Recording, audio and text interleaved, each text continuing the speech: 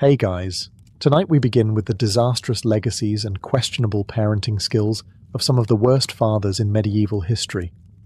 Men who, by all accounts, should have come with warning labels. So before you get comfortable, take a moment to like the video and subscribe, but only if you genuinely enjoy what I do here. And let me know in the comments where you're tuning in from and what time it is for you. It's always fascinating to see who's joining us from around the world.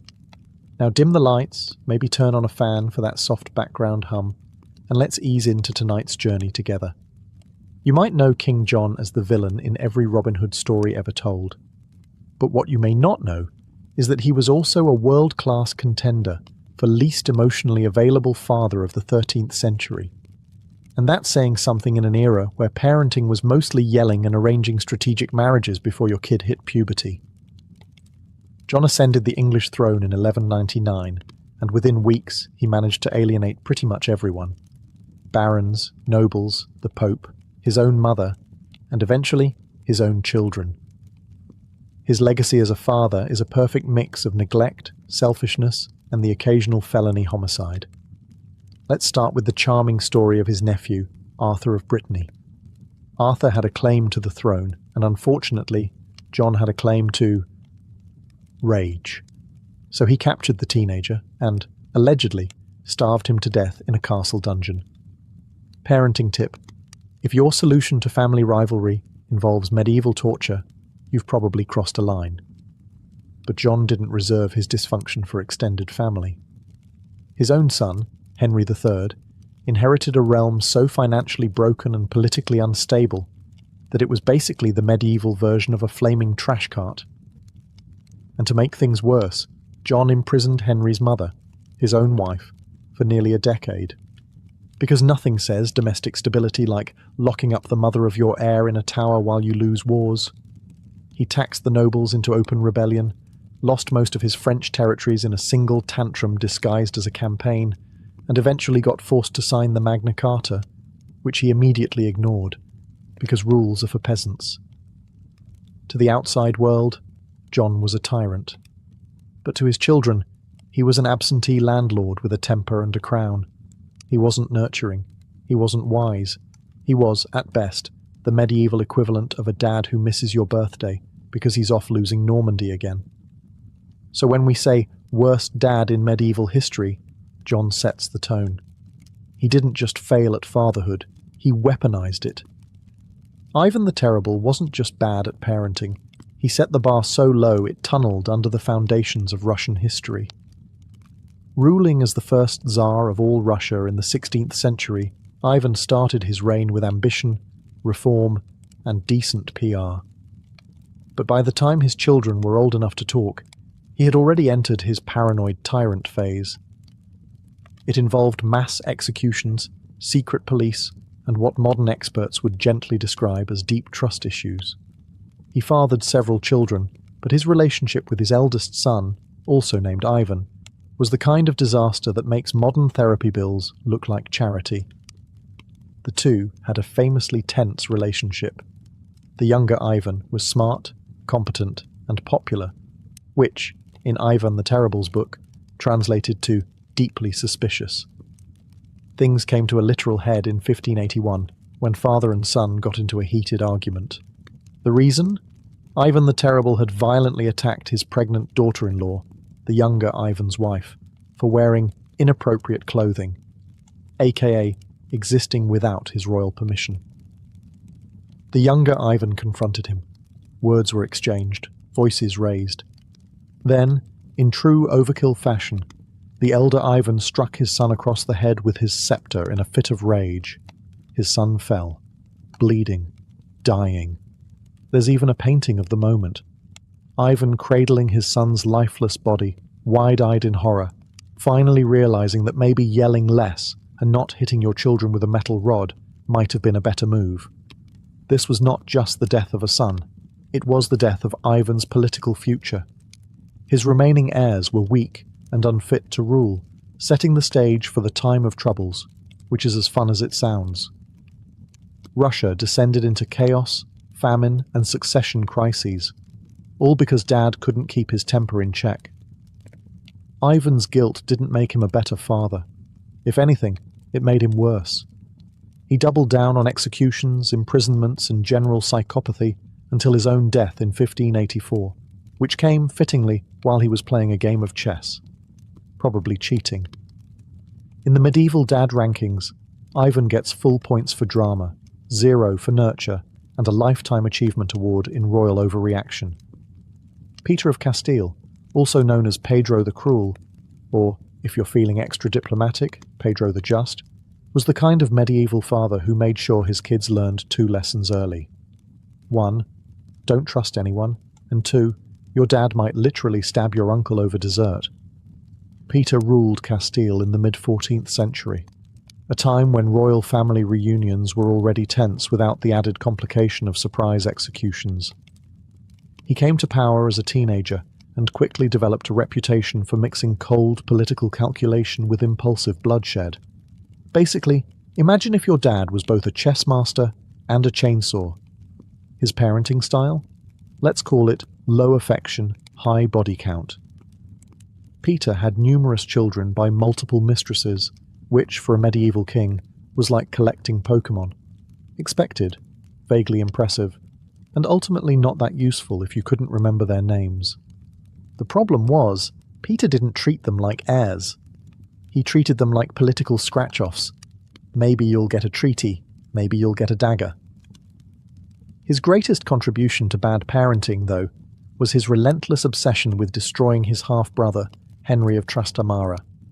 Instead of doing what most medieval dads did, ignore their siblings and drink, Peter opted for war.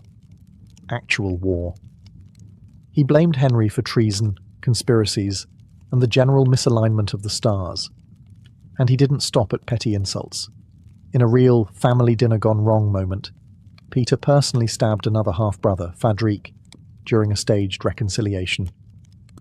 "Let's hug it out," apparently meant, "let me hug you," with a sword. So where does this leave his kids, scattered, disinherited, or imprisoned? Some were declared illegitimate, others were married off like unwanted fruit baskets. One was even tossed into prison by Peter's enemies after Peter's death, just to keep the tradition of generational trauma going strong. None of them got the throne. That went to his arch-enemy and half-brother Henry, the one Peter spent his life trying to kill. Poetic? Yes. Avoidable? Also yes. Peter didn't just fail as a father. He turned fatherhood into a blood sport. Emperor Basil I had one of those glow-up stories that sounds inspiring until you realize it ends in multiple stabbings and a deeply confusing family tree. Born a peasant in 9th century Macedonia, Basil rose through the Byzantine ranks thanks to a mix of charisma, physical strength, and the occasional suspicious disappearance of his rivals. At first, it seems like a rags-to-riches story. Stable boy to emperor. But somewhere along the way, Basil read the parenting manual upside down and decided that emotional bonding was optional, and assassination was just advanced family planning. Let's start with his rise. Basil cozied up to Emperor Michael III, allegedly becoming his wrestling partner, bodyguard, and possibly his lover. History gets a little blurry there. Michael eventually made Basil co-emperor, which was generous, if not fatally optimistic, because shortly after, Basil returned the favour by murdering Michael in his sleep and taking full control of the empire. Now, this alone doesn't make him a bad dad. That comes later, with Leo VI, Basil's supposed son. And I say supposed, because Basil never quite believed it. Leo was born while Empress Eudokia was still very close with Michael III, which led Basil to do what any paranoid emperor would do, raise the boy with a toxic mix of suspicion, rage, and emotional detachment so thick it could be used to build fortresses. Basil constantly undermined Leo, publicly questioned his legitimacy, and basically made every father-son interaction feel like a live episode of Who's the Real Dad? Medieval edition. When Leo tried to study philosophy, Basil banned books. When Leo showed signs of leadership, Basil responded by imprisoning his friends and treating him like a political threat, instead of, his child. And then, to top it all off, Basil had Leo's closest advisor tortured just to send a message. That message being, "I am deeply unwell and should not have children." By the time Basil died in a freak hunting accident involving a stag and a servant's belt, yes, really, Leo reportedly mourned with all the enthusiasm of someone attending a tax seminar. Basil I. Excellent climber, terrible dad. He built an empire, but couldn't build a functioning relationship with his own son. Philip IV of France, also known as Philip the Fair, not for his personality but for his cheekbones, ruled in the late 13th and early 14th century. And if there's one thing historians agree on, it's that Philip's parenting style made a stone wall look emotionally available. Philip was calculated, intense, and famously silent. His court was cold, disciplined, and efficient, like an early prototype for a corporate office where hugs were strictly prohibited and birthday cards were punishable by exile. He had 4 children, 3 sons and a daughter, and while he technically provided them with crowns, castles, and tutors, affection was less common. Think HR performance review energy, but with royal titles.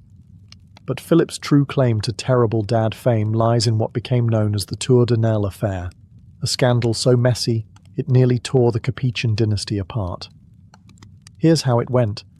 Philip's only daughter, Isabella, the future she-wolf of France, married Edward II of England and paid a visit home.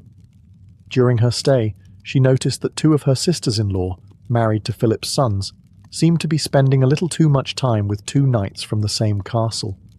Gossip turned into surveillance. Purses were swapped. Hairnets were found in the wrong bedroom. Isabella snitched. Philip acted. And when I say acted, I mean medieval CSI.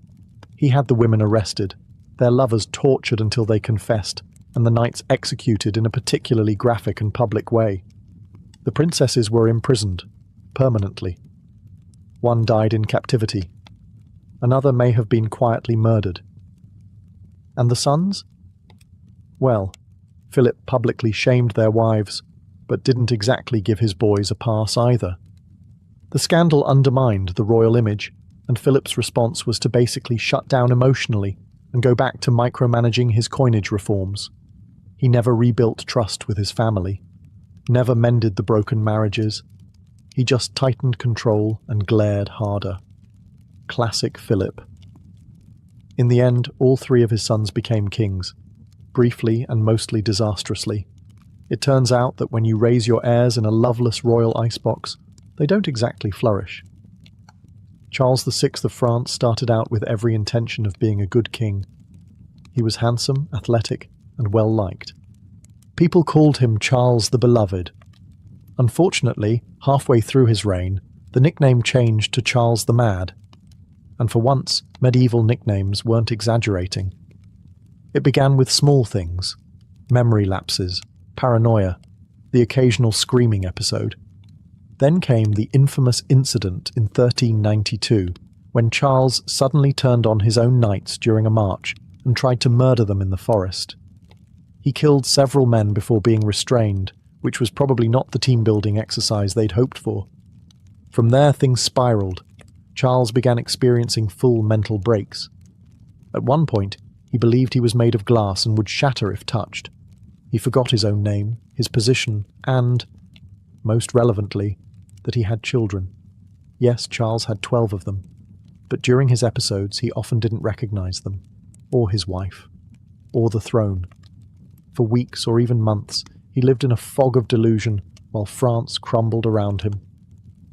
Now, mental illness isn't inherently a crime, and Charles obviously suffered. But what earns him a spot in the medieval Bad Dad Hall of Fame is what his breakdown did to his kids. With their father unfit to rule, and their mother, Isabeau of Bavaria, constantly scrambling to keep the court functional, Charles's children became pawns in one of the ugliest power struggles in French history. Factions at court fought over who should control the king, and by extension, his children. His sons were shuffled around like royal luggage. His daughters were married off in desperate political alliances. One son, the future Charles VII, grew up surrounded by betrayal, humiliation, and English armies, and his father offered nothing but catatonic silence. By the time Charles VI died in 1422, France was in the middle of the 100 Years' War. Half the kingdom was occupied, and his son was fighting for legitimacy in a country that barely remembered what a stable monarchy looked like. Charles didn't intend to be a bad father, but his madness, denial, and absence left a vacuum, and his children grew up in the shadows of chaos. Sometimes the worst dad isn't the cruel one. Sometimes it's the one who's simply not there. Edward I of England, also known as Longshanks, was the kind of dad who believed in discipline, conquest, and absolutely zero hugs. He was tall, commanding, and terrifying in the way that only a medieval king with a temper and a sharp sword could be. He's famous for two things: building castles and breaking nations. He conquered Wales, waged war on Scotland, expelled the Jews from England, and probably kicked over your ancestors' favourite bucket just for looking at him sideways. But his greatest challenge wasn't on a battlefield, it was in the nursery. Enter his son, the future Edward II. Now, Edward II was everything Edward I was not: sensitive, artistic, emotionally expressive. He preferred music and poetry over military drills. He showed a concerning lack of interest in invading things. And worst of all, he surrounded himself with male companions that the court, and his father, did not approve of. This clash of personalities was a disaster waiting to happen.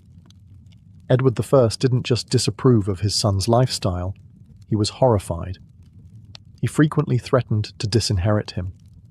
When Edward II refused to abandon his favourite companion, Piers Gaveston, his father exiled Gaveston and openly questioned whether his son was fit to rule. Imagine a father-son talk where the father brings an army.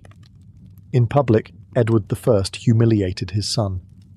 In private, he likely terrified him. There's no record of heartfelt letters or meaningful bonding moments. Their version of quality time was sitting at opposite ends of a war council glaring at each other. And when Edward I was dying in 1307, his final instructions weren't sentimental, they were militant. He ordered his bones to be carried into battle against the Scots if the war continued. You know, normal dad stuff. After his death, Edward II took the throne, and promptly did everything his father would have hated. He brought Gaveston back, mismanaged the kingdom, and eventually got overthrown by his own wife and her lover. The bar was low, and he still tripped over it. John of Bohemia was many things: a king, a knight, a crusader, and, unfortunately for his children, an adrenaline junkie with a crown. Born in the early 14th century, John was one of those medieval dads who thought parenting meant leaving your kids a shiny title and several active war zones. He became King of Bohemia in 1310, married into power, and had multiple children, including his most famous son, Charles IV, future Holy Roman Emperor. And it's a miracle Charles turned out functional, because growing up under John of Bohemia was like being raised by a particularly aggressive game of Risk. John spent most of his life not in Bohemia. In fact, he barely bothered with it at all. He preferred galloping across Europe on various military campaigns, sometimes for honour, sometimes for politics, and occasionally just because it was Tuesday. He pawned off his governing duties and his children, leaving young Charles to be raised by strangers, while John jousted his way through France, Italy, and the Low Countries. As a father, he was distant. As a role model, he was, maybe don't do that. But nothing sums up John's parenting legacy like his grand finale at the Battle of Crécy in 1346. By then, John was completely blind. Not metaphorically, actually blind.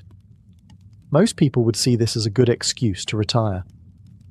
John saw it as the perfect opportunity to charge into battle on horseback, tied between two other knights, so he could ride in one final blaze of glory. And he did. Right into a wall of English arrows. He died, obviously. But not before becoming a chivalric legend, and also leaving his teenage son to inherit a war-torn throne with zero preparation, no paternal guidance, and a legacy to live up to that literally included blind horse combat. John's idea of fatherhood was simple. Make bold moves, ignore your children, and die in a way that guarantees you'll be quoted by poets but cursed by your heirs. Charles IV would later become one of the most effective rulers in European history, which is even more impressive when you realise he had to unlearn everything his father never taught him. William the Conqueror is best known for winning the Battle of Hastings in 1066 and turning England into his personal renovation project. But while he was busy rewriting British history, he also managed to write one of the more dysfunctional chapters in medieval fatherhood. Born illegitimate, the son of a duke and a woman politely described as not his wife, William rose to power the hard way, through war, intimidation, and a deeply repressed sense of affection. He didn't hug. He conquered. He had at least 9 children with his wife Matilda, including 4 sons who all, at some point, wanted to be king. Unfortunately, William only had one throne and an intense inability to communicate without shouting. His heir, Robert Curthose, a nickname that roughly translates to short pants, which is probably not how you want to be remembered, was the eldest son and expected to inherit Normandy. William, however, had reservations, possibly because Robert was impulsive, arrogant, and once started a street brawl with his own brothers. Classic sibling bonding. Robert eventually demanded more power. William said no. Robert rebelled. William laid siege to the castle his son was hiding in. Yes, he besieged his own child. The medieval version of grounding your kid with trebuchets. During one battle, Robert even unhorsed his father and wounded him, before realizing who it was. William's reaction? Absolute fury. Not because of the injury, but because being knocked off your horse by your own son was, frankly, embarrassing. He eventually forgave Robert, but never quite trusted him again. Instead, William divided his lands awkwardly, Normandy to Robert, England to his second son William Rufus, and everyone else got some lands and emotional scars. The division sparked decades of civil war, brother-on-brother fighting, and at least one royal murder mystery. William's inability to manage his sons, or teach them how to rule without using swords, left a legacy of chaos that outlived him by generations. In short, William the Conqueror built a kingdom but forgot to build a functioning family. His children inherited crowns, castles, and the unresolved rage of a dad who parented like he was still on a battlefield. Charles the Bold, Duke of Burgundy, spent his entire life trying to live up to his name, and as far as names go, bold doesn't exactly encourage subtle parenting. If anything, it demands drama, and Charles delivered, repeatedly, at full volume. Born in 1433, Charles inherited the wealthy and powerful Duchy of Burgundy from his father, Philip the Good, who, as his name suggests, was fairly competent and gave Charles an enormous inheritance. Armies, cities, political alliances, and, unfortunately, expectations. Charles had one daughter, Mary of Burgundy, and his approach to fatherhood was something between chessmaster and medieval helicopter parent. He had no sons, which gave him anxiety, and he poured all of his dynastic hopes into Mary like she was a medieval spreadsheet with legs. Instead of preparing her for rule, Charles focused on expanding the Burgundian state by starting fights with just about everyone. France, the Swiss, the Holy Roman Empire. If they had a border, he wanted to push past it. He believed he could carve out a shiny new kingdom for himself, with Mary waiting politely on the sidelines to inherit it. Spoiler: this plan went up in flames. Charles was bold, yes, but also reckless. He fought battles he didn't need to fight, insulted allies, and underestimated every enemy he had. His final years were a non-stop war tour, ending in the spectacular disaster of the Battle of Nancy in 1477, where Charles charged headfirst into the Swiss army and was killed. His body was found days later, frozen in the snow, half-eaten by wolves, which historians agree is never a great postscript for your parenting resume. The real tragedy? Mary, only 19, was left to clean up the mess. With no preparation, no solid alliances, and every major European power now circling like vultures, she was forced to marry into the Habsburg dynasty to survive, a move that changed the course of European history and made Burgundy a battlefield for centuries. Charles the Bold didn't leave his daughter a legacy. He left her a smoking diplomatic crater and an army of enemies. He wanted to be remembered as a king. Instead, he's remembered as a cautionary tale, and possibly wolf food. If Alfonso XI of Castile had been alive today, he'd have his own reality show, something like Keeping Up with the Illegitimates, or The Royal Bachelor, Iberian edition. Ruling in the first half of the 14th century, Alfonso was a skilled military leader who spent much of his reign fighting off Muslim forces in the Reconquista. On the battlefield, he was decisive and effective. At home, however, he was decisively disastrous as a father, especially if your name wasn't Leonor of Guzman. Let's explain. Alfonso married Maria of Portugal, a proper royal match designed to keep Iberian alliances clean and politically efficient. But Alfonso had zero interest in his wife. He had another woman in mind, Leonor of Guzman, a noble woman who quickly became his mistress, his confidant, and, eventually, the mother of 10 of his children. 10, not 2, not 4, 10. He was building his own soccer team on the side. These were not hidden children either. Alfonso flaunted them at court. He gave them titles. He gave Leonor estates. He treated the whole thing like a medieval Instagram feed. Here's me with my mistress. Here's me promoting her sons. Here's my actual queen sulking in the background. Maria, understandably, did not appreciate this. The real problem came after Alfonso's sudden death from the Black Death in 1350. His legitimate son with Maria, Peter I of Castile, later known as Peter the Cruel, spoiler alert, became king at the age of 15 and was furious about his father's favoritism. His first major act? Avenging his mother. Peter had Leonor of Guzman arrested and later executed. Not politely, not discreetly. It was brutal and public. The civil war between Peter's supporters and the children of Leonor, his half-brothers, raged for years. All thanks to Dad's inability to keep family and statecraft in separate bedrooms. Alfonso XI wasn't abusive or absent. He was excessively present in the wrong places.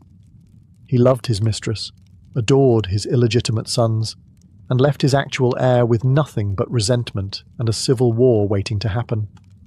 A strong king, yes, but as a father.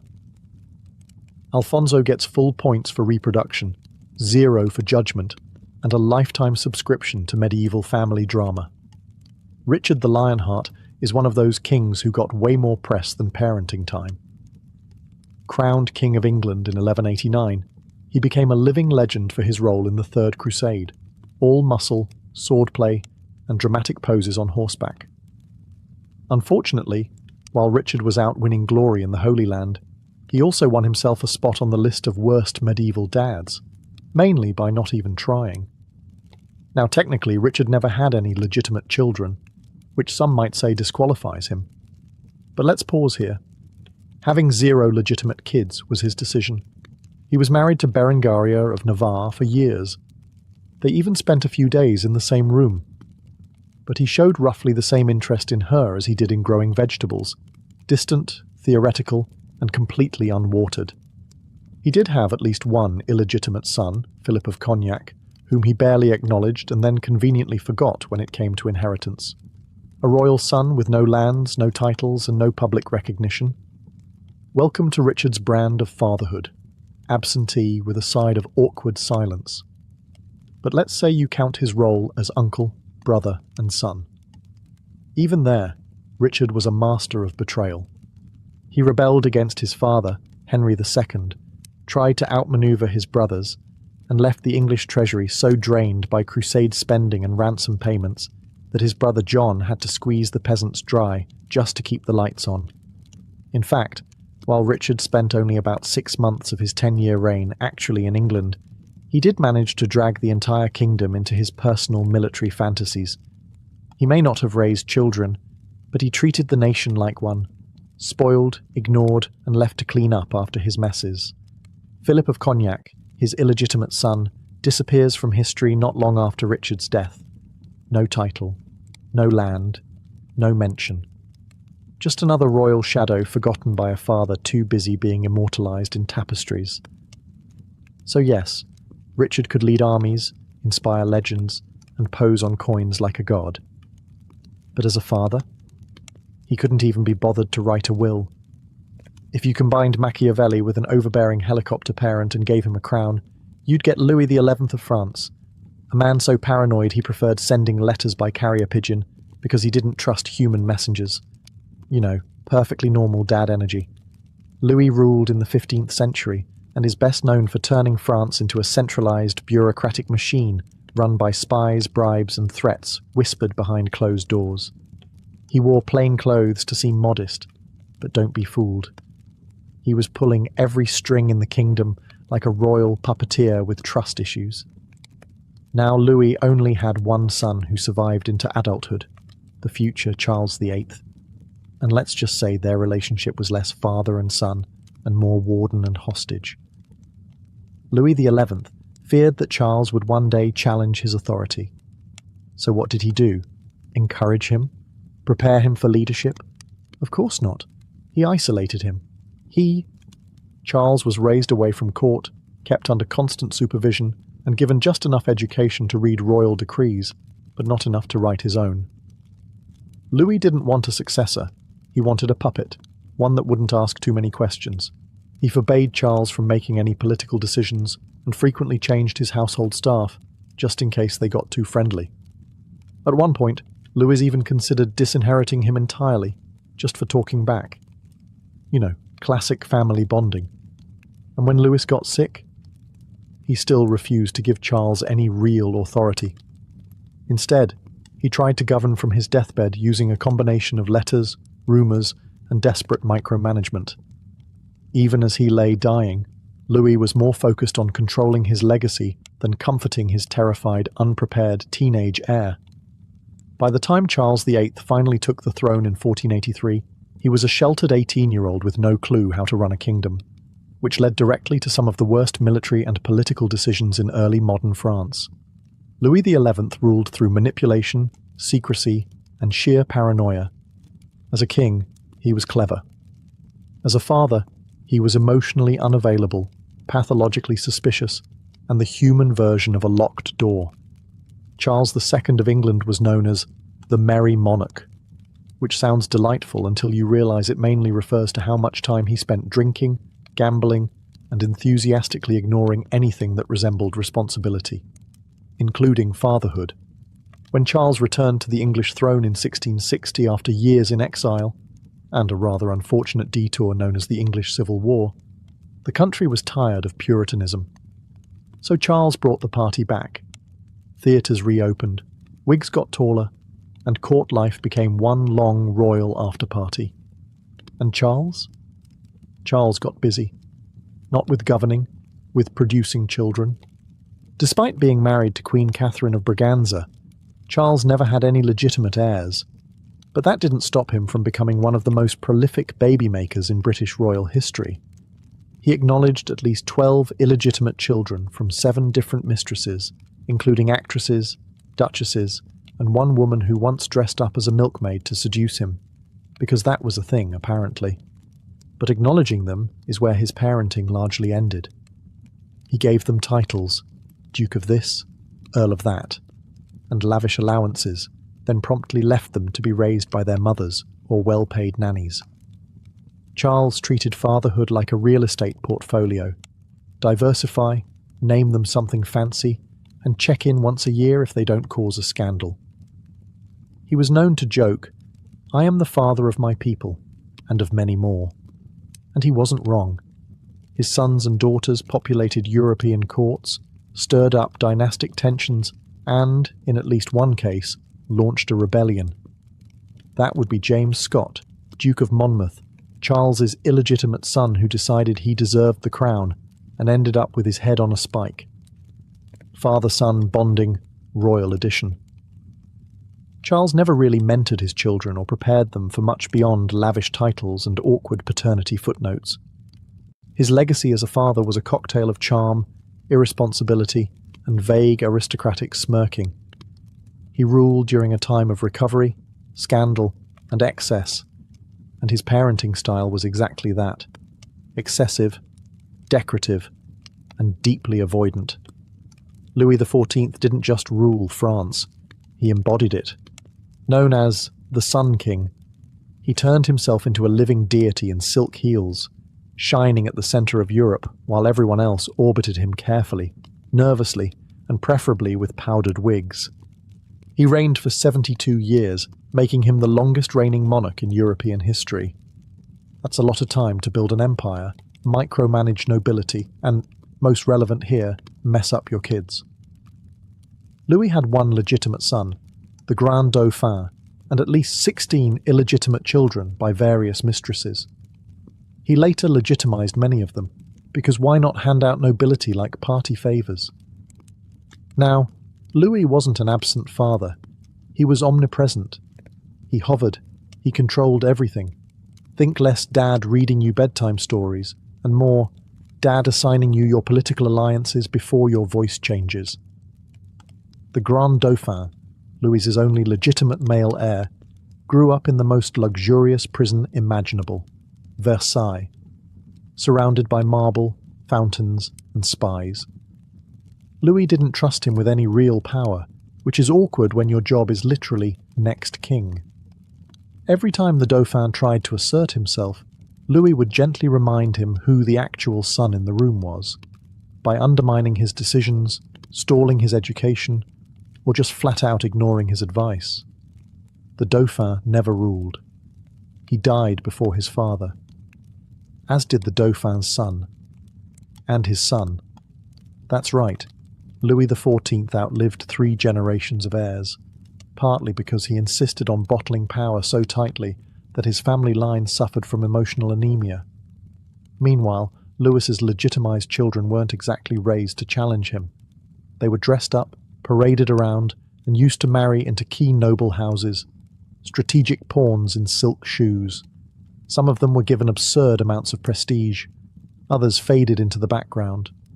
None were allowed to outshine him, and most never dared to try.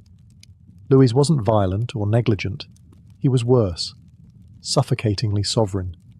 He raised sons and grandsons who bowed before him their entire lives, and had no idea what to do once he was gone. Long before satellites, Doppler radar, or hourly forecasts on your phone, the ancient Babylonians were already peering into the skies for answers. And not just out of idle curiosity. For them, predicting the weather wasn't a luxury, it was a matter of life and death. Crops, harvests, irrigation, and the very survival of cities along the Tigris and Euphrates rivers depended on how well these ancient people could read the signs of the heavens.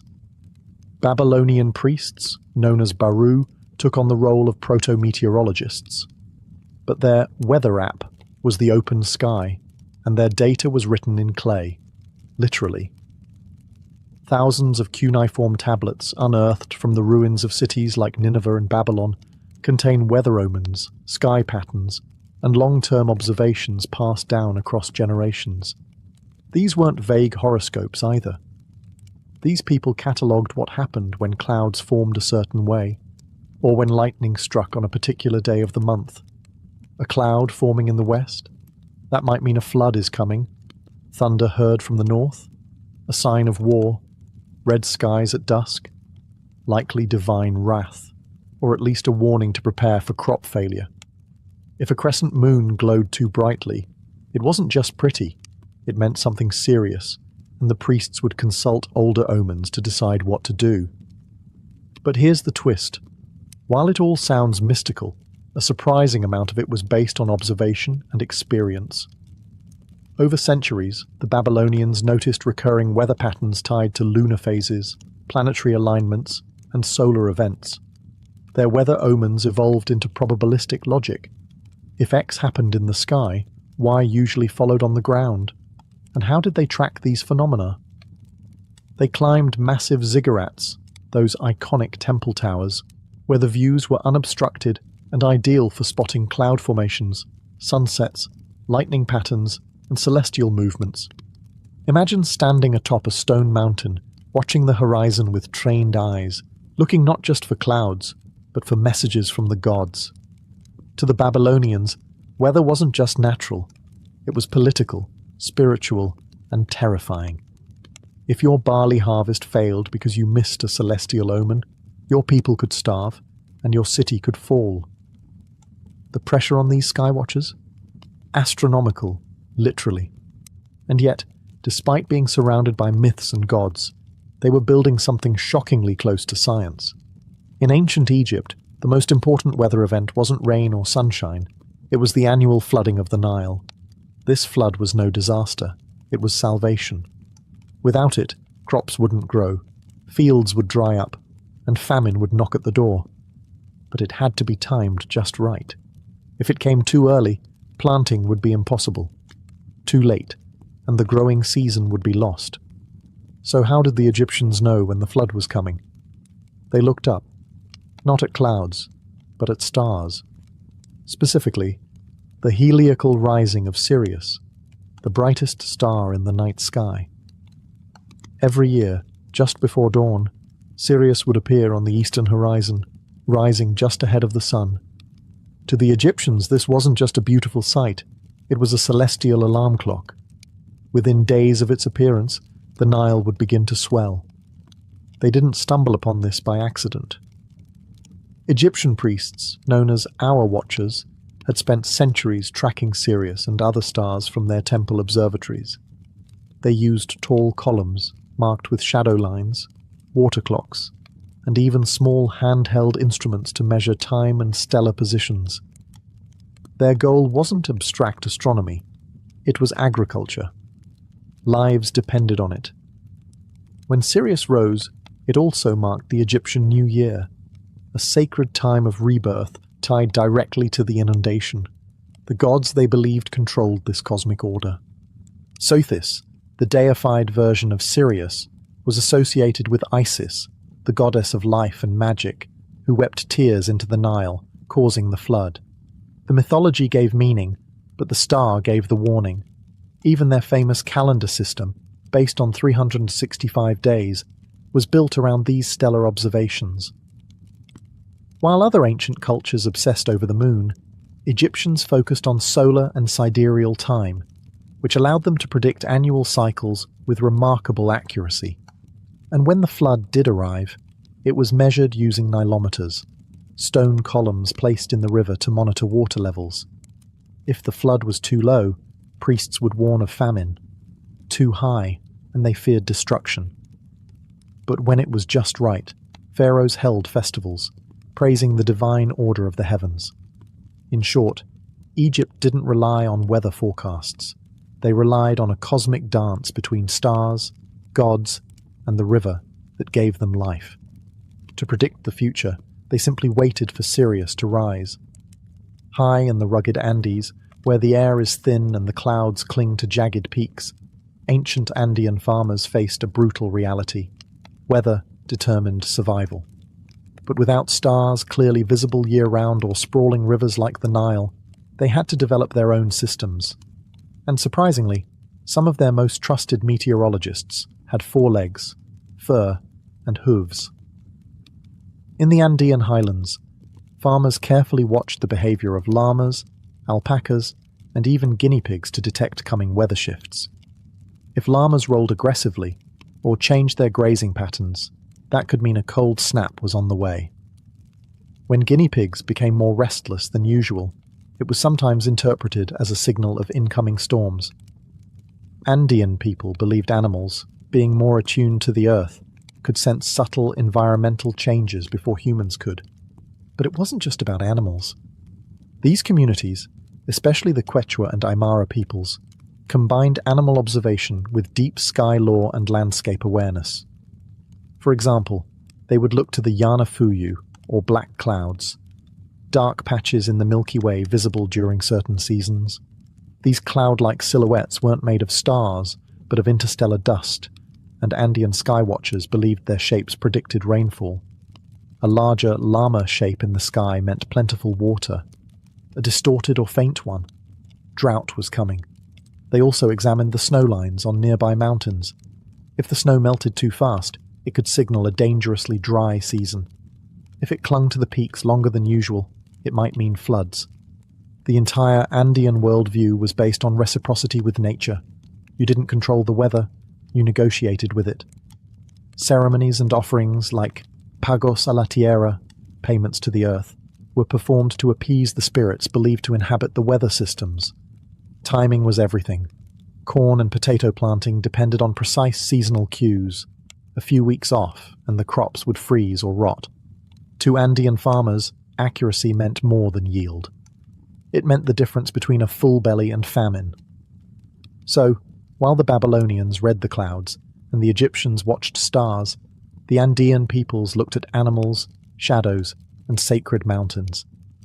Their tools were different, but the mission was the same: to survive in a world where the skies held your fate, and the earth was always whispering, if you knew how to listen. In ancient China, the weather was more than a natural occurrence. It was a reflection of cosmic harmony. The emperor wasn't just a ruler. He was the son of heaven, tasked with maintaining balance between earth and the celestial order. If the skies darkened unexpectedly or drought struck the land, it wasn't just bad luck. It was a sign that something was spiritually out of alignment. The stakes were both agricultural and political. Chinese weather prediction blended natural observation with philosophical cosmology. It all began with the 5 elements theory: wood, fire, earth, metal, and water, and the belief that these forces interacted with the yin and yang energies to influence everything, including the weather. A drought wasn't merely a dry spell, it meant an imbalance in the water element. A sudden storm, perhaps an excess of yang energy. But the Chinese didn't just theorize, they observed. Court astronomers and scholars meticulously recorded patterns in wind direction, cloud formations, seasonal temperatures, and rainfall. These records stretch back to at least the Shang dynasty, around 1600 BCE, when oracle bones were used to divine both royal affairs and climate conditions. Tortoise shells were cracked in fires, and the resulting lines were interpreted to predict rainfall or storms. Clouds were especially important. The ancient Chinese categorized them, no, not cumulus or cirrus, but as signs of the celestial dragons. Dragons represented the forces of water and weather, especially rain. A curling, snake-like cloud in the east? That meant good fortune and rain. Red clouds at dusk, on the other hand, were often seen as omens of war or unrest. They even developed early meteorological instruments. By the Han Dynasty, they were using water clocks and rudimentary wind vanes. Later on, the Chinese would invent devices like the seismoscope and early versions of the rain gauge, centuries ahead of their European counterparts. And when things went wrong, when floods wiped out villages or locusts followed droughts, it wasn't just a tragedy, it was an existential crisis for the emperor. These events could trigger revolts, as the people saw them as proof that heaven had withdrawn its mandate. The skies weren't just nature, they were law. So while the Chinese didn't rely on animals or just the stars, they had their own unique system, a marriage of empirical observation, philosophical balance, and dragon cloud poetry. And if you wanted to rule China, you'd better know what the wind was whispering. In ancient Greece, weather prediction began to peel away from the gods and steer towards something we'd recognize today: logic. That doesn't mean the Greeks abandoned divine explanations altogether. Zeus was still flinging thunderbolts. But a handful of thinkers began asking dangerous questions. What if the skies weren't ruled by temperamental gods, but by natural laws? Enter Anaximander, Aristotle, and a cadre of early philosophers who tried to explain weather without divine intervention. Anaximander, one of the earliest, proposed that rain and wind were caused by the sun evaporating moisture from the earth, a concept that wasn't terribly far from reality. Then came Aristotle, who basically wrote the ancient version of a weather textbook. Meteorologica. In Meteorologica, Aristotle didn't just describe clouds or rain. He tried to classify the entire natural world: winds, earthquakes, lightning, even celestial phenomena, based on observable patterns. He argued that air, water, earth, and fire combined in different ways to create storms, snow, and heat waves. Sure, some of it was wrong. He thought comets were dry exhalations that caught fire, but the effort itself was revolutionary. Greek farmers, meanwhile, didn't wait for Aristotle's lectures to finish before planting their olives. They relied on calendar-based knowledge, passed down through generations. One famous example is the Works and Days by Hesiod, a poetic farming manual written around 700 BCE. It told farmers when to plant, when to harvest, and what signs to watch for. If cranes were migrating south, winter was near. If Orion rose early in the morning, it was time to prune vines. The Greeks also paid close attention to wind patterns, especially sailors. The Etesian winds, regular summer winds in the Aegean, were predictable enough to plan voyages. Harbours, trade routes, and even temples were built with these patterns in mind. This kind of empirical, experience-based knowledge coexisted with more philosophical speculation. And yes, omens still played a role, particularly among rural folk. A howling dog at night or a moon ring could still send shivers down a farmer's spine. But compared to their neighbours, the Greeks made a bold leap. They believed nature could be studied, not just worshipped. In ancient India, predicting the weather was less about scanning clouds and more about understanding vast cyclical forces. The subcontinent's agriculture depended heavily on one thing: the monsoon. If it arrived late or brought too little rain, crops would fail. If it came too early or with too much intensity, floods would destroy entire villages. This delicate balance gave birth to one of the most detailed early systems of seasonal prediction. The earliest weather lore in India comes from the Vedas, sacred texts composed over 3,000 years ago. These hymns, chants, and rituals didn't just praise the gods. They encoded generations of observational knowledge. One of the most important deities was Indra, god of storms and rain, who rode the clouds and released monsoon torrents with his thunderbolt. When Indra was pleased, the rains came. When he was angry, droughts followed. But the Vedic seers weren't passive worshippers. They were also keen observers of seasonal cycles, or ritus. The Indian year was divided into 6 ritus, each tied to specific atmospheric changes. Farmers learned to associate certain blooms, bird migrations, and insect patterns with the approach of monsoon rains. For example, if the Kartak flower bloomed early, it meant heavy rains were likely. If frogs croaked more often at night, farmers took it as a reliable sign that the wet season was close. The ancient Siddhantic texts, which came later, incorporated even more rigorous astronomical frameworks. Scholars like Varahamihira, writing in the 6th century CE, compiled manuals that blended astrology, star movements, and environmental cues to forecast weather events. In his work Brihatsamhita, Varahamihira outlined over 100 indicators for predicting rain, ranging from the colour of the sky at sunrise to the movements of snakes and ants. These weren't vague predictions either. Monsoon forecasting involved solar and lunar calendars, the study of planetary conjunctions, and long-term sky watching to find patterns. The goal wasn't just to understand the weather, but to live in harmony with it. Agriculture, temple construction, festivals, and even royal decisions were often timed with these seasonal insights. Across the vast and varied landscapes of North America, indigenous peoples developed deeply localized systems of weather prediction long before any European settler brought a barometer. From the Arctic tundra to the plains, deserts, and coastal forests, Native American tribes tuned into the environment with extraordinary precision. Because when you live off the land, forecasting is survival. There was no single uniform system across tribes, of course. Each community responded to its specific environment. For the Plains tribes, like the Lakota or Blackfoot, watching the behavior of buffalo herds was a key indicator. If the animals clustered tightly or changed grazing routes suddenly, A storm was believed to be imminent. In some cases, the way birds flew, particularly geese, hawks, or ravens, was used to predict seasonal shifts. A low, fast flight often meant a storm was approaching. A high, meandering flight. Fair weather. The Hopi of the American Southwest, living in one of the driest regions on the continent, relied on both astronomy and animal behavior. The sighting of certain insects, like ants building unusually tall mounds, indicated upcoming rain. The Hopi calendar was also guided by the rising of key constellations. The appearance of the Pleiades at dawn signaled the time for planting corn. Like the Egyptians with Sirius, the Hopi used the heavens to guide agriculture.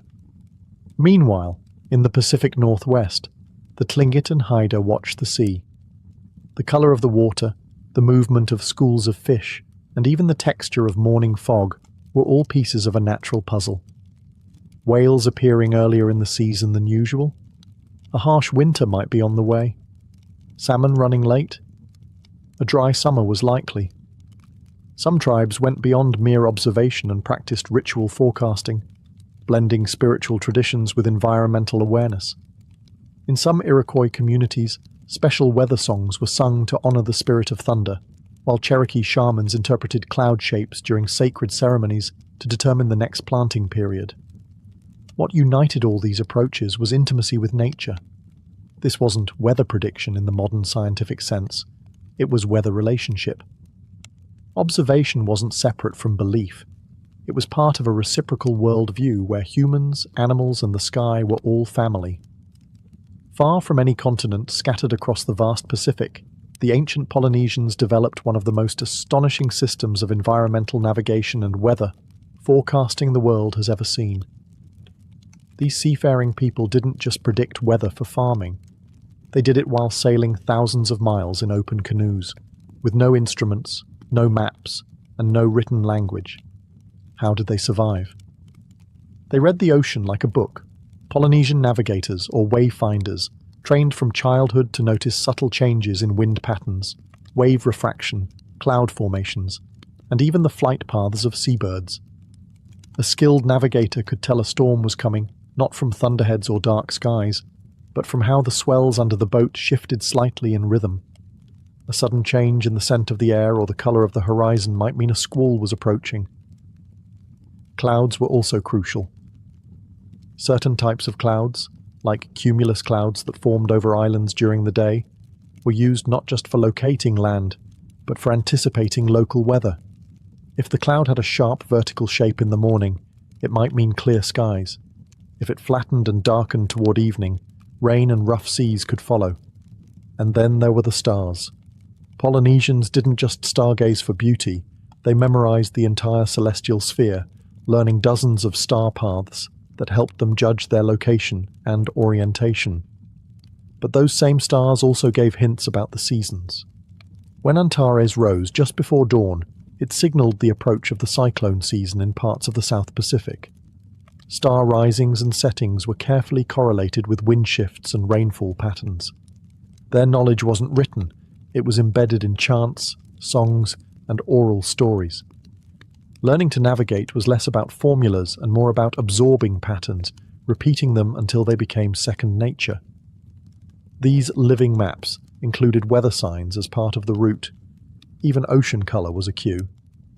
A sudden shift from deep blue to greenish water might signal a coral reef or shallows, but also warmer currents and increased storm potential.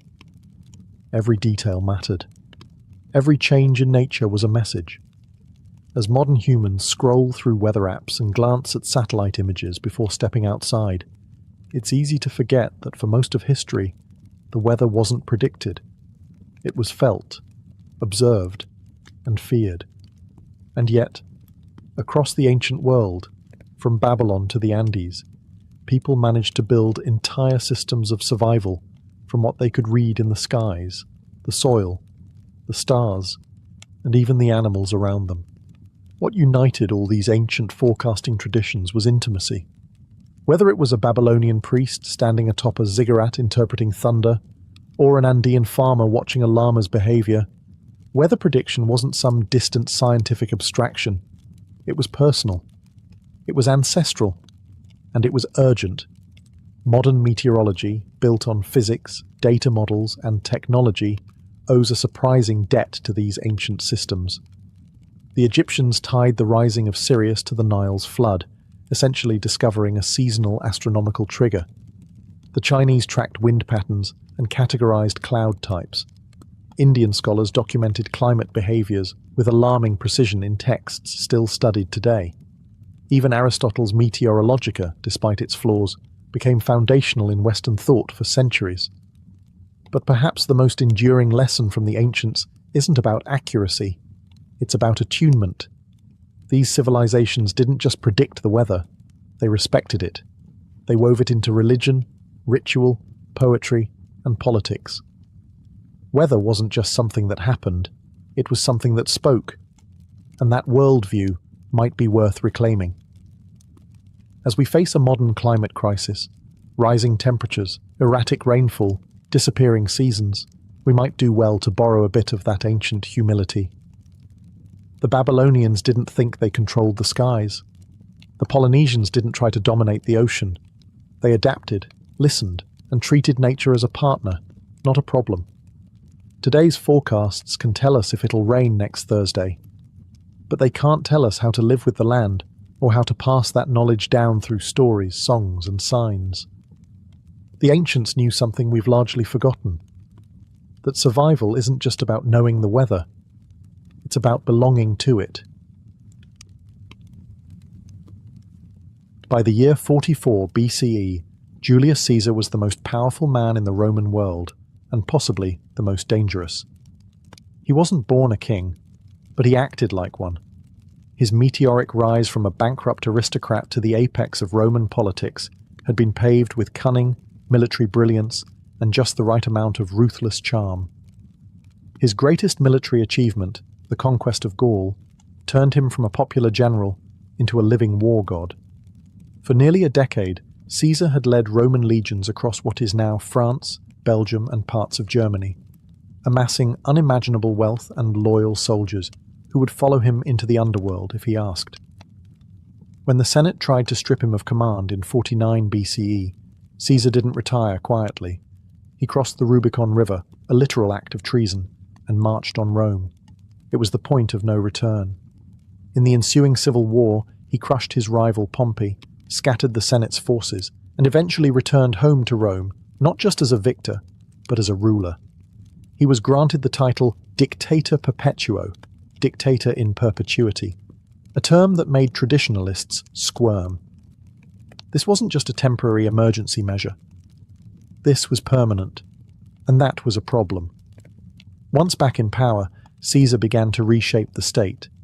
He expanded the Senate, but filled it with loyalists. He reduced debts, restructured the calendar into what would become the Julian system, and offered citizenship to foreigners. He acted quickly and boldly, cutting through the old bureaucracy like a blade. To the common people, he was a hero. To the Senate aristocracy, a warning siren. They watched nervously as Caesar paraded through Rome in a purple toga, a colour reserved for royalty. They grimaced when he sat alone in a golden chair at the front of the Senate. Statues went up. Coins were minted with his face. Priests declared him a living god. At a public festival, Mark Antony even offered him a crown. Caesar refused, but only after dramatic hesitation. To his enemies, the signs were clear. Julius Caesar wasn't just consolidating power, he was laying the groundwork for monarchy. Rome had overthrown kings nearly 5 centuries earlier, and now, with every passing day, it looked like the Republic was about to be reborn as something darker, crowned, and irreversible. While Caesar basked in glory, his enemies were sharpening their knives, figuratively at first, then quite literally. In the marbled halls of Roman villas and the smoky corners of taverns, whispers of discontent turned into concrete plans. To many senators, Caesar's concentration of power wasn't reform, it was tyranny. And tyrants, according to Roman tradition, could be removed. Permanently. The conspiracy didn't spring from the political fringes. It came from the heart of the Roman elite. Leading the charge was Gaius Cassius Longinus, a seasoned general and a bitter opponent of Caesar's centralization. But the real prize for the conspirators was someone far more symbolic: Marcus Junius Brutus. Brutus was no fringe radical. He was widely respected, famously stoic, and descended from Lucius Junius Brutus, the man who had helped expel Rome's last king centuries earlier. If Brutus joined the plot, it would no longer be treason. It would be tradition. At first, Brutus hesitated. Caesar had forgiven him for siding with Pompey during the civil war, and even treated him like a surrogate son. But that closeness only deepened Brutus's internal conflict. Was loyalty to Caesar more important than loyalty to Rome? Cassius played on that tension skillfully, feeding Brutus flattery, logic, and just enough guilt to tip the scales. By early March, the core conspiracy group had grown to over 60 senators, including men who had previously enjoyed Caesar's favour. Some were driven by ideology, others by personal grudges or fear of losing influence, but they were all united by one belief: Caesar had gone too far, and the Republic could not survive his reign. They began meeting secretly in private homes and temples, debating the method, the moment, and, most importantly, the message. Caesar was set to leave Rome in a few weeks for a campaign in Parthia. If they didn't act soon, they feared he'd never return, or return with more power than ever. The window was closing. A public assassination would be risky, but it would also be symbolic. And what better place than the theatre of Pompey, where the Senate would meet on the Ides of March? March 15th. They chose daggers, not swords. Speed and surprise would be their only advantages. The conspirators were ready. The Republic, they told themselves, would be saved. What they didn't know is that they were about to plunge it into blood, chaos, and civil war. The morning of March 15th, 44 BCE, the Ides of March, began like any other, except that Rome itself seemed tense. The air was heavy with rumours. Strange omens had reportedly occurred: storms, ghostly apparitions, and animals acting erratically. According to later accounts, Caesar's own wife, Calpurnia, had nightmares of his murder, and begged him not to go to the Senate meeting that day. For a moment, he actually listened. He stayed home. But fate, or pride, had other plans.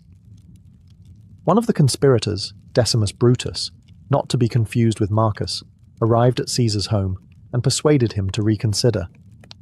He assured Caesar that the Senate was ready to bestow more honours, and that skipping the session would seem cowardly or arrogant.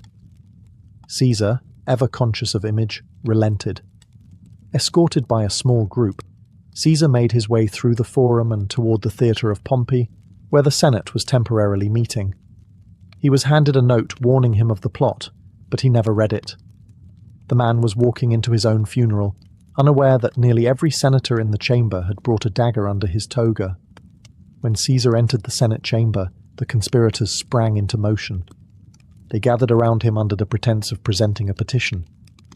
Lucius Tillius Cimber was the first to strike, grabbing Caesar's toga and pulling it down.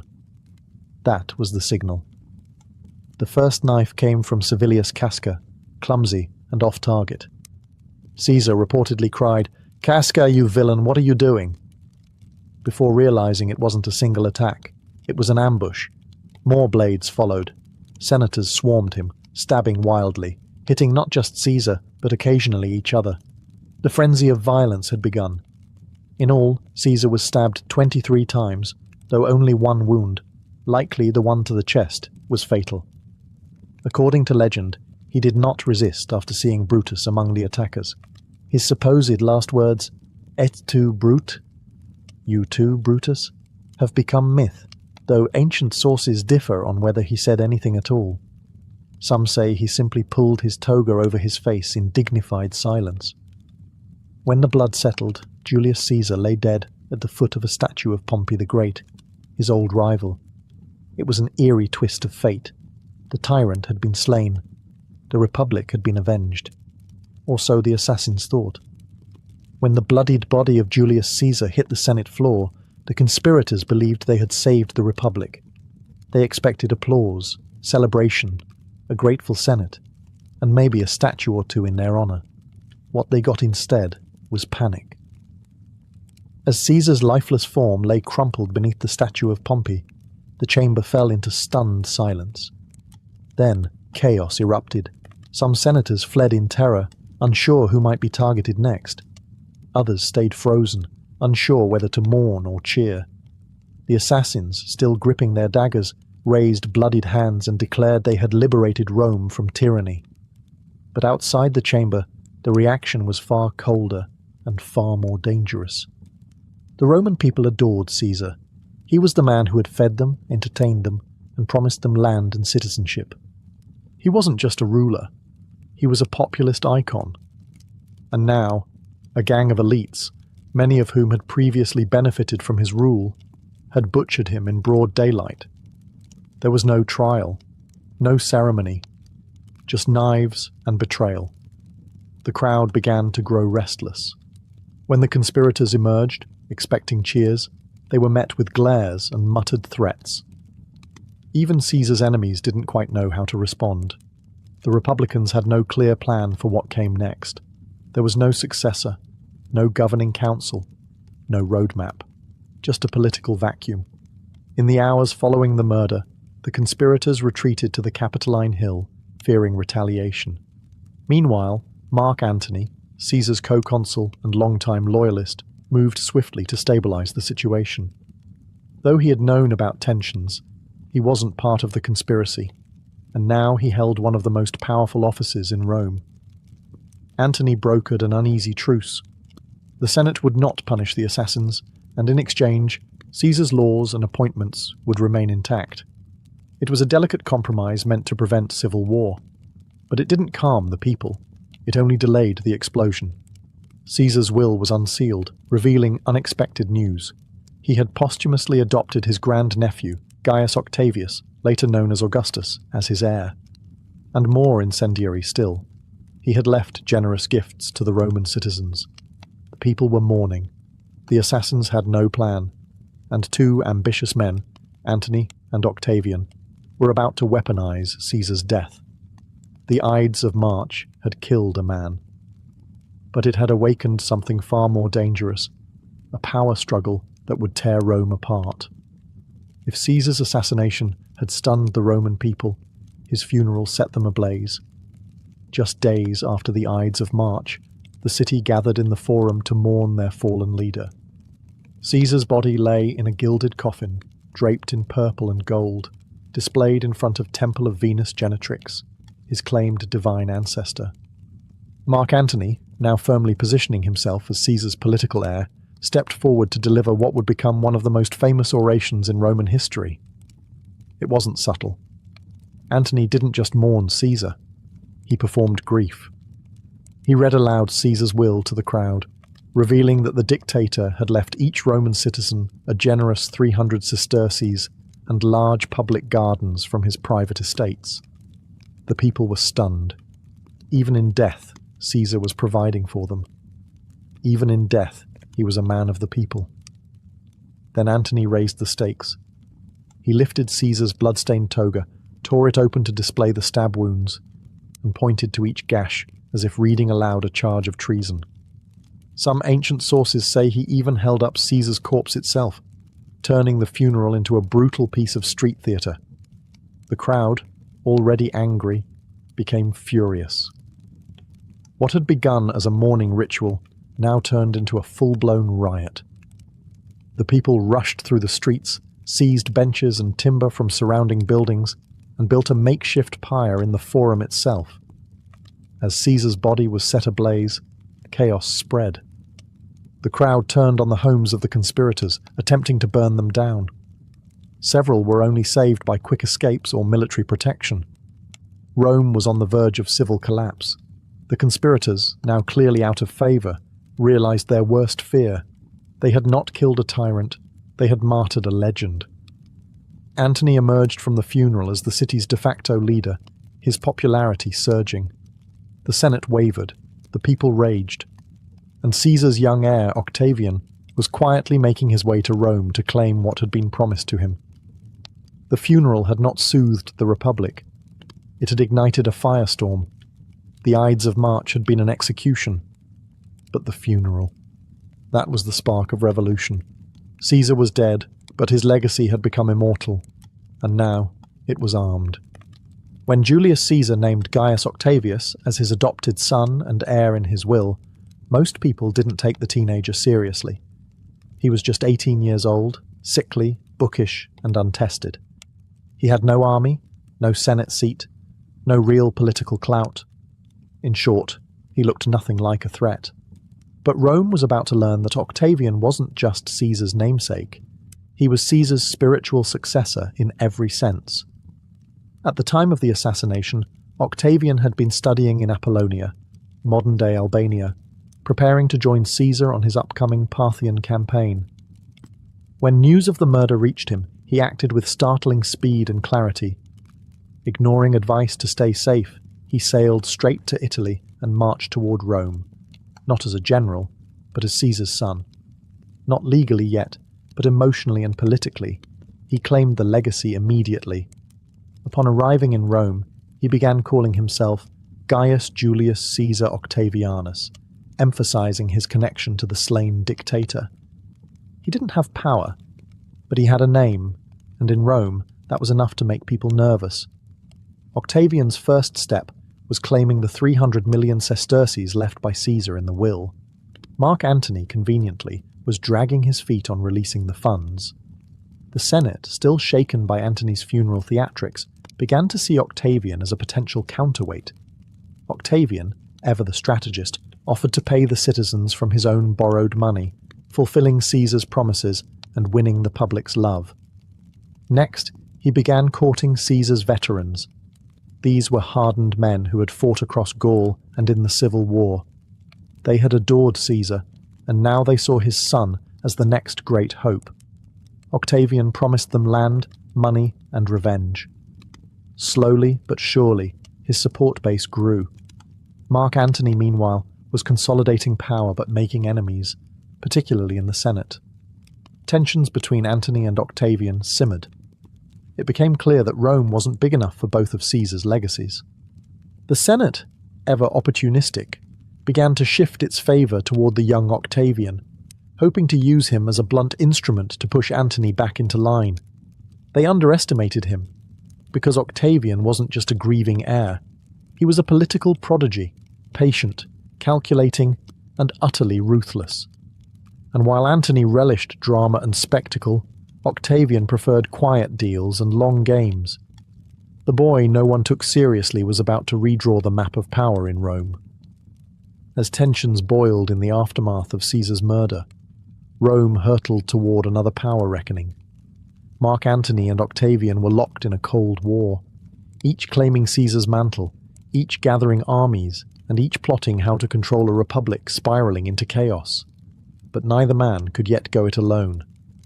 Enter the forgotten third pillar, Marcus Aemilius Lepidus, a seasoned general, and Caesar's former master of the horse. While less charismatic than Antony or Octavian, Lepidus still commanded legions and controlled parts of Spain and Gaul. In a moment of uneasy pragmatism, Octavian, Antony, and Lepidus struck a political bargain, the Second Triumvirate. Unlike the informal alliance between Caesar, Pompey, and Crassus years earlier, this one was official, legally sanctioned by the Senate, and given sweeping powers to restore order. In truth, it was a legalized dictatorship shared between three very ambitious men with wildly different goals. Their first act of business? Revenge. The triumvirs launched a brutal purge of political enemies. They drew up proscription lists, names of senators, equities, and anyone suspected of opposing them. These weren't trials. These were executions. Land was confiscated, families ruined, and blood flowed in the streets of Rome. Even Cicero, the famous orator and outspoken critic of Antony, wasn't spared.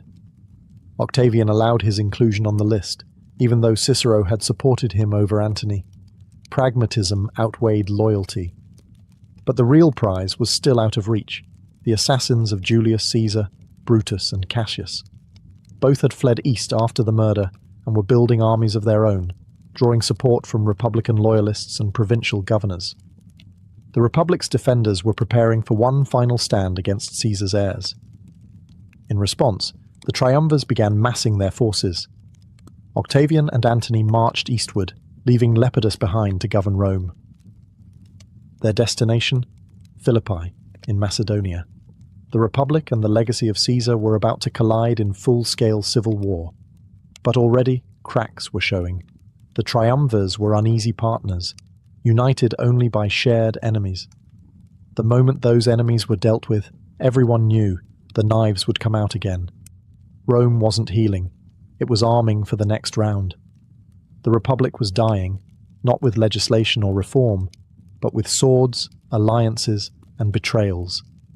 Just as Caesar had warned, the die is cast. In 42 BCE, the fragile Republic faced its final test on the plains of Philippi in northern Greece. On one side stood Brutus and Cassius, the lead conspirators in Caesar's assassination. They now commanded a combined force of nearly 100,000 troops, backed by Republican senators and provincial allies. On the other side, the forces of the Second Triumvirate, Octavian and Mark Antony, united by vengeance and ambition. The stakes were colossal. This wasn't just about Caesar anymore. It was about the soul of Rome. Cassius and Brutus had the advantage of position and numbers. They fortified high ground and hoped to outlast their enemies. But Antony, the more seasoned general, proved aggressive and clever. On October 3rd, the first engagement broke out. Antony's forces broke through Cassius's lines. Believing Brutus had also lost, Cassius committed suicide on the spot, using the same sword he'd once turned against Caesar. But Brutus held firm, for a few weeks longer. On October 23rd, the second battle commenced. Brutus, without Cassius, and now heavily outnumbered, made a final stand. His troops fought valiantly, but Antony's cavalry outflanked them. As his army crumbled, Brutus withdrew, and like his co-conspirator, took his own life. His final words, a mix of regret and duty. Virtue, you were a mere name.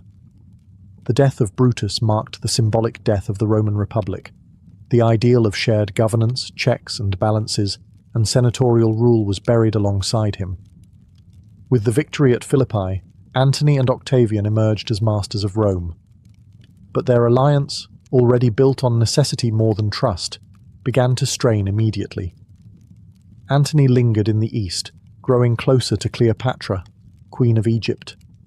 Octavian returned to Rome, consolidating his power and framing himself as the defender of Roman values.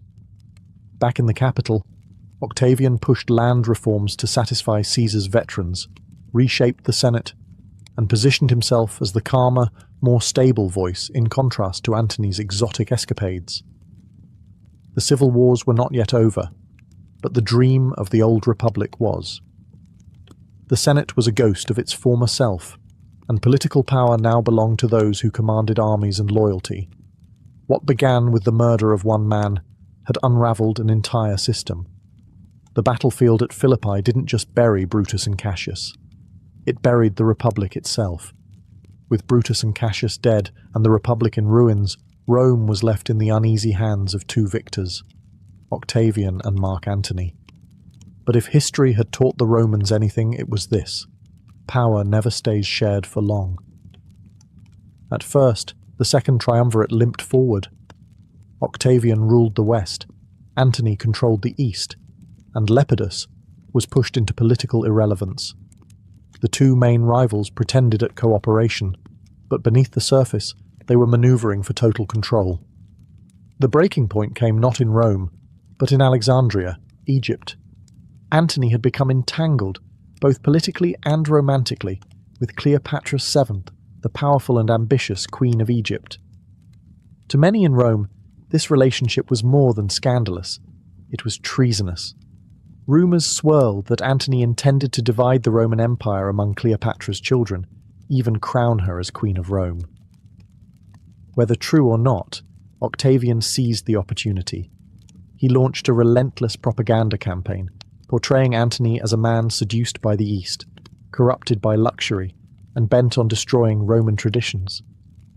Cleopatra was painted as a foreign temptress, manipulating Rome's destiny from afar.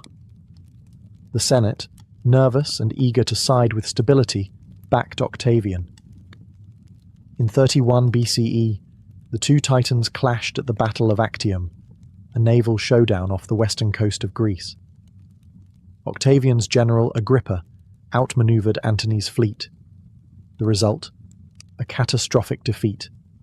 Antony and Cleopatra fled to Egypt, where a year later they both committed suicide. The final obstacle was gone. Octavian returned to Rome not just as a victor, but as something new. In 27 BCE, he formally handed back powers to the Senate, only for them to immediately grant him unprecedented authority. He was given the title Augustus, meaning the revered one. It was a masterstroke. He appeared to restore the Republic, all while quietly becoming its emperor in all but name. Thus was born the Roman Empire. Augustus ruled for over 40 years, bringing stability, prosperity, and a carefully curated image of peace. But behind that facade was the truth. The Republic had died with Caesar on the Ides of March. What followed was not rebirth, but transformation. The daggers meant to restore liberty had instead cleared the path for monarchy. Caesar's blood fertilized the soil from which an emperor grew, and Rome would never be the same again. Tokugawa Ieyasu entered the world in 1543 as Matsudaira Takechiyo, a child born into turbulence. Japan was deep in the Sengoku Jidai, the Warring States period, a time when regional lords, or daimyo, vied for dominance in a fractured land. Alliances shifted overnight, betrayal was routine, and bloodshed was business as usual. Born into the Matsudaira clan, a minor noble family based in Mikawa province, young Takechiyo was surrounded by enemies from his first breath. The Matsudaira was squeezed between two powerful and ambitious neighbors, the Oda clan to the west and the Imagawa clan to the east. With no real power to stand alone, Takechiyo's family made the grim decision to secure protection through submission. At just 6 years old, the boy was sent away as a political hostage to the Imagawa, effectively a living pledge of loyalty. But fate twisted cruelly. While en route to the Imagawa court, the Oda intercepted the caravan and took the boy for themselves. For the next 2 years, young Takechiyo lived under the control of Oda Nobuhide, father of the future warlord Oda Nobunaga. Although treated with some care, he was still a prisoner, a bargaining chip. Eventually, after negotiations and trades, he was handed over to Imagawa Yoshimoto, who raised him in Sunpu as a noble hostage. But captivity didn't break Takechiyo, it shaped him. Under the Imagawa, he was educated in classical Chinese texts, martial arts, diplomacy, and the art of war. He was taught how to read people, how to speak with caution, and most importantly, how to wait. While other boys dreamed of glory, he learned the value of patience and positioning. Though he was technically a hostage, he was not forgotten. His father died in 1549, leaving the young boy head of the Matsudaira clan in name, though his autonomy was still years away. Even in his teens, he began to show hints of the man he would become. Quiet, deliberate, always watching. His childhood was not defined by freedom, but by survival. And in an era where the hot-headed were quickly eliminated, that might have been the best training of all. The boy who was passed from hand to hand would one day hold all of Japan in his own. By his early teens, Matsudaira Takechiyo, soon to be known as Tokugawa Ieyasu, was no longer just a pawn in political games. Though still technically a hostage under the Imagawa clan, he had begun to earn respect as a young warrior. He trained relentlessly in swordsmanship, archery, and horseback riding. He studied strategy, court etiquette, and governance. In 1556, at the age of 13, he underwent his coming-of-age ceremony and took the name Matsudaira Motoyasu. With the new name came new responsibilities and the right to lead men into battle. The Imagawa trusted Motoyasu enough to place him in command of small military expeditions. Despite his youth, he displayed an unusual combination of discipline, caution, and calm. He didn't seek glory in reckless charges. He preferred careful planning and decisive action. He was learning the art of war not through legend, but through experience. And in Sengoku, Japan, experience came with blood. In 1557, Motoyasu married the daughter of Sekiguchi Chikanaga, an Imagawa ally, further cementing his bond to the clan. Yet even as he played the loyal retainer, he never forgot his roots. His domain in Mikawa was technically under Imagawa control, but he still had ties to local retainers and vassals who longed for independence. Motoyasu would bide his time, just as he always had. The moment came in 1560, during the Battle of Okehazama. Imagawa Yoshimoto, confident in his growing power, launched an ambitious campaign westward, aiming to conquer Oda territory. The Imagawa army marched with pomp and arrogance, expecting an easy victory. But young Oda Nobunaga, then a relatively unknown warlord, sprung a surprise attack in the midst of a thunderstorm and slaughtered Yoshimoto and his men. The shock was seismic. The Imagawa were decapitated overnight. Their vassals, including Motoyasu, were left leaderless and vulnerable. But instead of panicking, Motoyasu made his move. He seized control of Okazaki Castle, his family's ancestral seat, and quietly declared independence. He returned to Mikawa not as a hostage, but as a rising daimyo in his own right. It was the first real step toward power. He had survived being a hostage, served under a collapsing regime, and now emerged as a player in his own right. The slow, careful climb of Tokugawa Ieyasu had begun. With the fall of the Imagawa clan after the Battle of Okehazama, Matsudaira Motoyasu, now asserting his independence, stood at a dangerous crossroads. His tiny domain in Mikawa was vulnerable to both internal rebellion and larger, hungry neighbours. But he didn't panic. He turned to an unlikely ally, the very man who had just destroyed his former overlord, Oda Nobunaga. In 1561, Motoyasu negotiated a formal alliance with Nobunaga. The terms were simple: mutual military support and recognition of each other's autonomy. As a sign of goodwill, Motoyasu even sent his son, Tokugawa Hidetada, to the Oda court as a political hostage, repeating the painful practice he had endured as a child. It was a reminder of just how fragile and transactional alliances were in Sengoku, Japan. To mark this new chapter in his life, Motoyasu adopted a new name, Tokugawa Ieyasu. The change wasn't just cosmetic, it connected him to an ancient and noble lineage, lending his rule a sense of legitimacy and destiny. It was a calculated move. The Tokugawa name would echo through history, but at this point, it was still an aspiration. Ieyasu spent the next 2 decades building his strength. While Nobunaga expanded rapidly, crushing rival clans and reshaping central Japan with fire and steel, Ieyasu took a more measured approach. He focused on consolidating Mikawa, instituting land reforms, calming rebellious vassals, and modernizing his army. His administration emphasized loyalty, discipline, and slow, steady development. Despite their differences in temperament, Nobunaga was brash and violent, Ieyasu cautious and calculating. The alliance held firm. Ieyasu supported Nobunaga in campaigns against powerful enemies like the Takeda clan, even participating in pivotal battles such as Mikatagahara and Nagashino. But it wasn't all smooth sailing. The tension between their ambitions was always bubbling beneath the surface. Nobunaga was a man who devoured rivals and demanded obedience. Ieyasu, on the other hand, was building quietly, waiting for an opportunity to rise on his own terms. That opportunity came in 1582, when Akechi Mitsuhide, a disgruntled vassal, betrayed Nobunaga and forced him to commit suicide during the infamous incident at Honnoji. Nobunaga was gone, and Japan was once again without a central power. Ieyasu didn't rush in. He retreated, reorganized, and watched. The pieces on the board were moving, and he, as always, would wait for the right time to strike. With Oda Nobunaga dead and Japan plunged into uncertainty, the scramble for power resumed. But among all the generals and warlords, one man moved faster and more ruthlessly than the rest, Toyotomi Hideyoshi.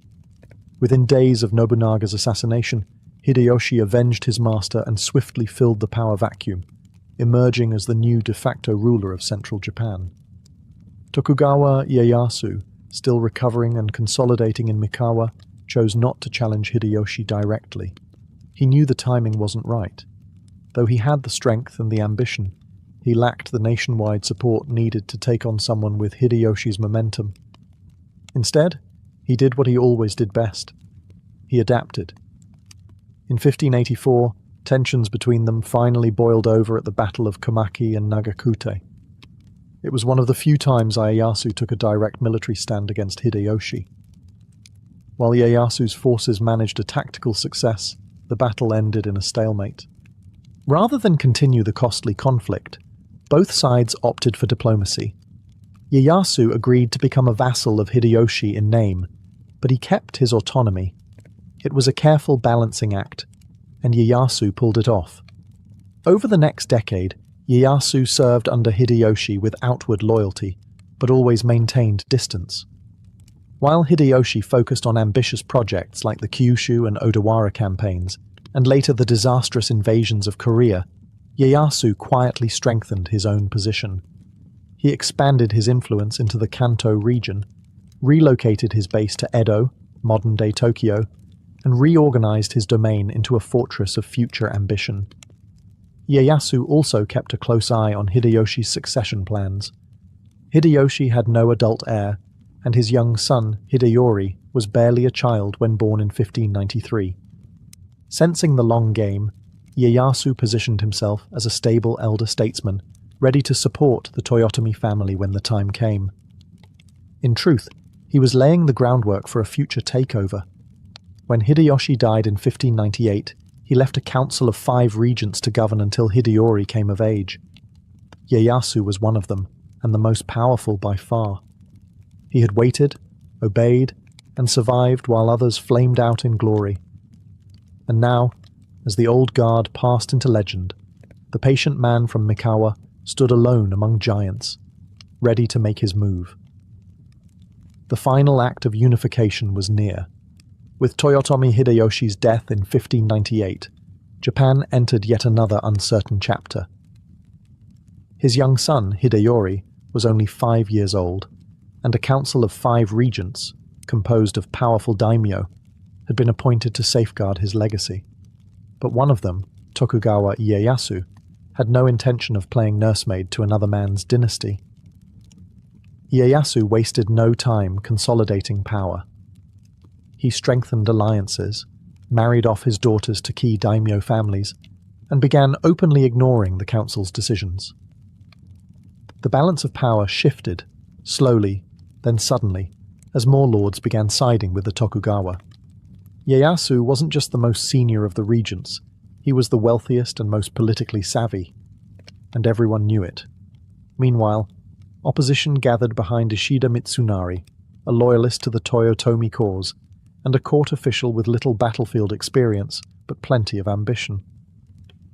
Ishida accused Ieyasu of violating Hideyoshi's will, and began rallying daimyo under a banner of defending the Toyotomi legacy. Many of these lords didn't particularly love Hideyori, but they feared Ieyasu more. Lines were drawn. Japan was again hurtling towards civil war. In 1600, Ishida launched a preemptive strike, hoping to crush Tokugawa before he could fully mobilize. Ieyasu, ever patient, had anticipated this. He gathered allies under what would be known as the Eastern Army, while Ishida commanded the Western Army. Nearly 160,000 troops would face off in what would become the largest and most decisive battle in Japanese history. But Ieyasu had one more weapon: deception. He secretly negotiated with daimyo within Ishida's ranks, including Kobayakawa Hideaki, who was promised lands and rewards in exchange for betrayal. On the eve of the conflict, the future of Japan would hinge not just on swords, but on who could be convinced to switch sides at the right moment. As the armies gathered near a foggy crossroads in Sekigahara, few could predict what the next day would bring. For some, it was a final stand for tradition. For others, it was just another civil war. But for Ieyasu, it was the culmination of 6 decades of survival, strategy, and sacrifice. If he won here, the dream he had quietly nurtured since childhood would finally become reality, a Japan united under his rule. On October 21st, 1600, the misty plains of Sekigahara became the stage for the final, thunderous act of Japan's age of civil war. Over 160,000 troops stood arrayed across the battlefield, Tokugawa Ieyasu's eastern army facing off against Ishida Mitsunari's western army. The stakes were nothing less than the future of Japan. Ieyasu, ever the strategist, had positioned his troops with care, anchoring his lines along a ridge and placing trusted allies at key points. But his real plan didn't hinge on tactics alone. He had spent weeks secretly negotiating with several of Ishida's commanders, dangling promises of land and titles. The most important of them all was Kobayakawa Hideaki, whose betrayal would tilt the balance. As the morning fog lifted, volleys of gunfire and arrow showers marked the brutal beginning. The two armies clashed violently, with neither side gaining a clear edge. For hours the battle teetered, blood soaking the fields and samurai clashing in desperate, chaotic duels. Ieyasu remained calm, waiting for the moment he had engineered. That moment came in the early afternoon. Kobayakawa, still perched on the sidelines with thousands of troops, had yet to commit. Ieyasu, frustrated, ordered his musketeers to fire on his position, not as an attack, but as a wake-up call. The message was clear: act now, or be crushed. Kobayakawa made his move. His forces suddenly turned on the Western Army, slamming into the flank of Ishida's men. The effect was immediate and devastating. Panic spread, cohesion broke, and other wavering commanders followed suit. What had been a balanced battle turned into a slaughter. Ishida fled, but was soon captured. Many of his allies were hunted down and executed. Those who survived lost their domains or were forced to submit to Tokugawa authority. The Eastern Army had triumphed, not just by numbers, but through timing, manipulation, and sheer psychological mastery. The victory at Sekigahara wasn't just a military win, it was the final nail in the coffin of the fractured Sengoku era. Ieyasu had eliminated his last major rivals. He didn't just win a battle, he seized control of Japan. Now he didn't have to wait anymore. The throne of power, long contested, was finally his. All that remained was to make it official, and Ieyasu, patient as ever, was ready to shape Japan into something new, under his unshakable rule. Victory at Sekigahara gave Tokugawa Ieyasu control of Japan in practice, but not yet in title. For 2 years, he worked quietly behind the scenes, restructuring power, redistributing fiefs, and rewarding loyalty while punishing defiance. His most dangerous opponents were eliminated. The rest bent the knee. Yet Ieyasu knew that military dominance alone wasn't enough. He needed legitimacy. In 1603, the final reward came. At the age of 60, Ieyasu was officially appointed Sei Taishogun, barbarian subduing great general, by the emperor in Kyoto. It was the same title that Minamoto no Yoritomo had held centuries earlier. But unlike his predecessors, Ieyasu had no intention of stepping down. He had not waited 6 decades to let go now. The Tokugawa shogunate was born. Rather than rule from Kyoto, the symbolic heart of the imperial court, Ieyasu made his capital in Edo, a fishing village he had transformed into a military and administrative hub. Edo, modern-day Tokyo, would become the seat of power for the next 2.5 centuries. Ieyasu wasted no time building an infrastructure of control. He implemented a centralized bureaucracy, placed trusted vassals in key regions, and established a strict social order that locked people into their roles: samurai, peasants, artisans, merchants, with limited mobility. Every class knew its place, and every daimyo knew who was watching. One of Ieyasu's most brilliant policies was the Sankin Kotai system, which required daimyo to spend alternating years in Edo and leave their families behind as virtual hostages when they returned home. It drained their coffers and prevented rebellion, all while boosting the economy through constant travel and infrastructure maintenance. But Ieyasu didn't stop at political and economic reform. He also curbed religion, especially Christianity, which he saw as a destabilizing foreign influence. Missions were expelled, churches destroyed, and persecution began in earnest. Japan would increasingly close itself off to the outside world, just as it was solidifying internal peace. Though officially shogun, Ieyasu would abdicate in 1605, passing the title to his son Hidetada. But the move was symbolic. He remained the true power behind the curtain, ensuring a smooth transition and solidifying Tokugawa dominance. He had waited a lifetime for the throne. Now he ruled from the shadows, with more control than any emperor ever had. The warlord was gone. In his place stood a statesman building an empire. Though Tokugawa Ieyasu had claimed the title of shogun and passed it to his son, one threat still loomed: a child born of the old regime. Toyotomi Hideyori, the son of the late Hideyoshi, had grown into adulthood, and with him, a potential rallying point for those still loyal to the Toyotomi legacy. He lived in Osaka Castle, the strongest fortress in Japan, surrounded by a growing circle of discontented ronin, former retainers, and anti-Tokugawa factions. Ieyasu, now in retirement but still the real power behind the shogunate, watched this with deep suspicion. Publicly, Hideyori had done nothing overtly rebellious, but rumors swirled. Disaffected samurai traveled to Osaka. The castle stocked supplies and weapons. Messages to other domains hinted at political maneuvering. It didn't take much for Ieyasu to decide. Hideyori had to be neutralized, permanently. In 1614, the Tokugawa mobilized an army of over 200,000 troops and surrounded Osaka in what became known as the Winter Campaign. Hideyori, urged by his mother Yodogimi, resisted fiercely. The defenders held, even inflicting damage on the shogunate's forces. Eventually, a peace treaty was brokered. Osaka's moats were to be filled in, and the threat, it seemed, was over. But Ieyasu wasn't finished. In 1615, he found a pretext to resume hostilities, claiming Hideyori had violated the truce by rebuilding defences. The summer campaign began, and this time there would be no truce. Tokugawa forces overwhelmed the castle's outer defences and battered the fortress with cannon fire. In the final battle, Toyotomi Hideyori and his mother committed suicide as Osaka Castle burned around them. The Toyotomi lineage, once dominant, was extinguished in flames. The last serious threat to Tokugawa authority was gone. With the siege's end, Ieyasu's unification of Japan was complete, not just militarily or politically, but symbolically. No more rival heirs, no more lingering loyalties to dead regimes. Just the Tokugawa, standing alone atop the ashes of the Sengoku world. He had outlived his enemies. He had outmaneuvered rivals.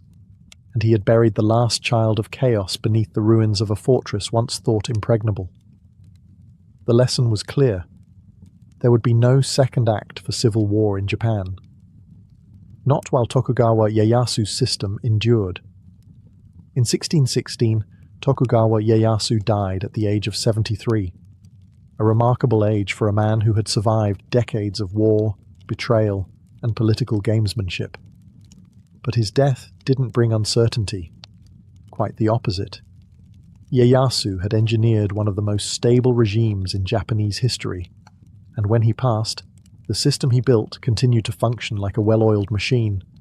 His son, Hidetada, had already succeeded him as shogun, and his grandson Iemitsu was being groomed to follow. Unlike the fragile lines of the Minamoto or Ashikaga before him, Ieyasu ensured that the Tokugawa dynasty would survive through institutions, not just personalities. Power wasn't passed with swords anymore. It was passed with rules, alliances, and legacy.